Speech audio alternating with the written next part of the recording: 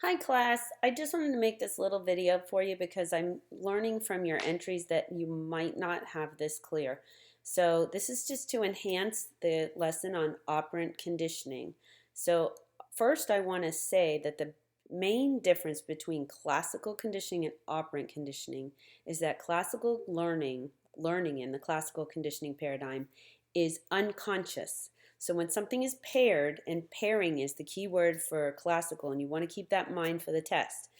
When something is paired, the stimulus is paired with something repeatedly, it starts to have an unconscious learning effect. So in other words, if you pair shock with a behavior, a response, every time you do that behavior, engage in that behavior, a shock happens. Let's just say in a fake world, right? Um, from then on, whenever you go to do that behavior, something in your body, not that you're consciously thinking of it, keeps you from doing it. Like you get this uncomfortable feeling and it just stops you in your tracks so you don't do it. Kind of like a dog with a shock collar. One of you used that example and I loved it. It's where the dog has the invisible fence, and when he's wearing the collar and he walks over the line of where that fence is, it shocks him. So what's happened is that line of the yard has been paired repeatedly with shock. So eventually, the dog, even without the collar, will not pass that line.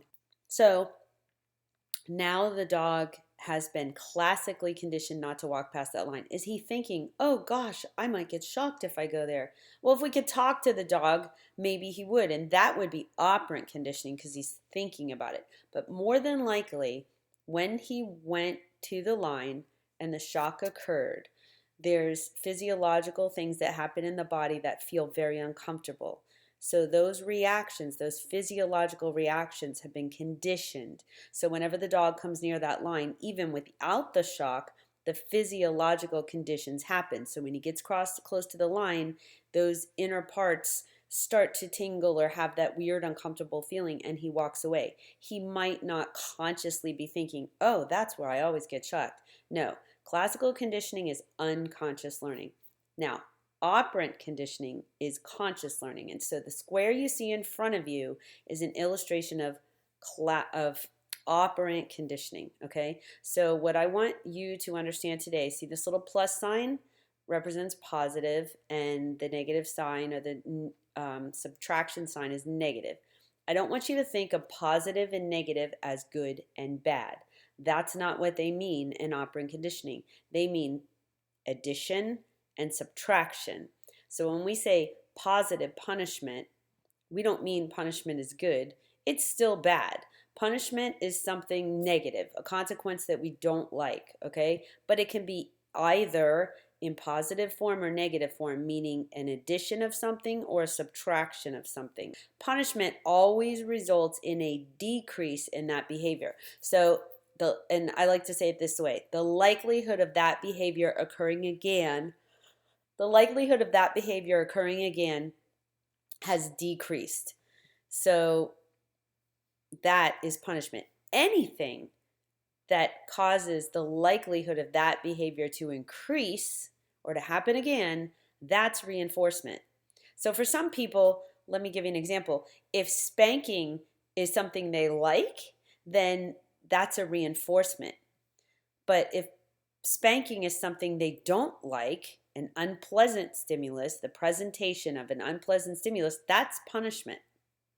So the same stimulus can be a reinforcement for one person and a punishment for another. I like to use the example of my kids when they're two totally different people, even though they're raised in the same house.